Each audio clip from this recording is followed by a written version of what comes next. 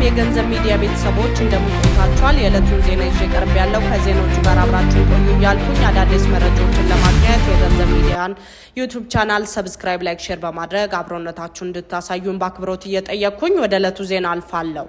ገንዘብ ንድያ መላውን አፍሪካ ከተቀረው ዓለም ጋር የሚያስተሳስረውና በአህጉሪቱ ትልቁ የሚሆነው የኢትዮጵያ አየር መንገድ አዲስ ዓለም አቀፍ አየር ማረፊያ ግንባታ እንመለከታለን።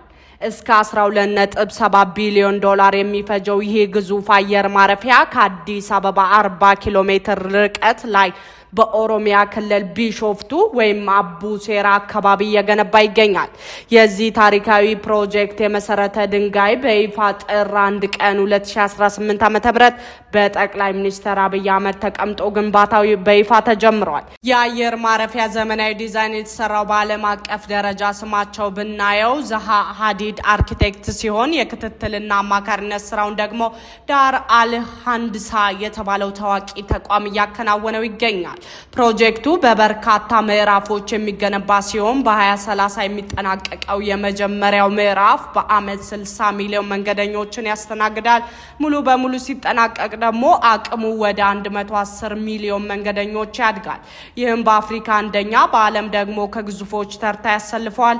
በተጨማሪም በአመት 3.73 ሚሊዮን ቶን ጭነት ካርጎ የማስተናገድ አቅም 4 ራንዌይስ እና በአንድ ጊዜ 270 አውሮፕላኖችን ማቆም የሚችል ሰፊ ስፍራ ይኖረዋል። ፋይናንስ ምንጩን በተመለከተ ከጠቅላላው ወጪ ውስጥ 30 በመቶ የኢትዮጵያ አየር መንገድ ከራሱ ካዝና የሚሸፍን ሲሆን እስካሁን ለመሬት ቆረጣና ዝግጅት ስራዎች ብቻ 610 ሚሊዮን ዶላር መድቧል።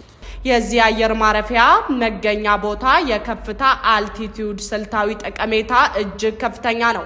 የአሁኑ የአዲስ አበባው ቦሌ አየር ማረፊያ ከባህር ጠለል በላይ 2334 ሜትር ከፍታ ላይ ይገኛል።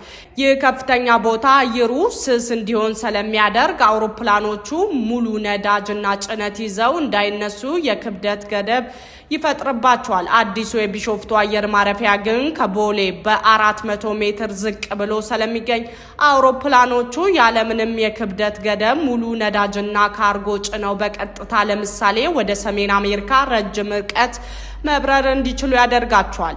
ይህም ከፍተኛ የኢኮኖሚ ጥቅም አለው። ለመንገደኞች ምቾት ሲባል ከአዲስ አበባ በፍጥነት እንዲደርሱ 12 መስመር ያለው የፍጥነት መንገድ ኤክስፕረስ ዌይ እና በሰዓት 200 ኪሎ ሜትር የሚጓዝ ፍጥነት ባቡር ይገነባል። ይህ የጉዞ ጊዜውን ወደ 12 ደቂቃ ብቻ ያሳጥረዋል። ፕሮጀክቱ የአውሮፕላን ማረፊያ ብቻ ሳይሆን ዘመናዊ ሆቴሎች፣ የገበያ ማዕከላትን፣ የጥገና ማዕከላትና የመዝናኛ ስፍራዎችና የኢንዱስትሪ ፓርክን ያካተተ የተሟላ የአየር ማረፊያ ከተማ ወይም ኤርፖርት ሲቲ ይፈጥራል። ለፕሮጀክቱ ሲባል ከቦታው ለተነሱ 2500 አርሶ አደሮችና ነዋሪዎች 350 ሚሊዮን ዶላር ወጪ ተደርጎ ትምህርት ቤት፣ ጤና ላላቸው ዘመናዊ የሰፈር መንደሮች ተገንብተው ርክክብ ተደርጓል። ይህ ፕሮጀክት የኢትዮጵያ አየር መንገድ ዓለም አቀፍ ተወዳዳሪነት ወደ ላቀ ደረጃ ያሸጋግረዋል ተብሎም ይጠበቃል። ዛሬው ልዩ የቢዝነስ እና የኢኮኖሚ ዜና ማጠቃለያችን ይህን ይመስል ነበር። በቢሾፍቱ እየተገነባ ስላለው ግዙፍ አየር ማረፊያ ያላችሁን አስተያየት ከታች ባለው የኮሜንት መስጫ ቦታ ላይ አስፍሩልን። ቪዲዮውን ከወደዳችሁት ላይክ ማድረጋችሁን፣ ለሌሎች እንዲደርስ ሼር ማድረጋችሁና መሰል ወቅታዊ ታማኝ መረጃዎችን ለማግኘት ቻናላችንን ሰብስክራይብ ማድረጋችሁን አትርሱ። በሚቀጥለው ፕሮግራም በሌላ አዲስ መረጃ እስክንገናኝ ድረስ ቸር ሰንብቱ።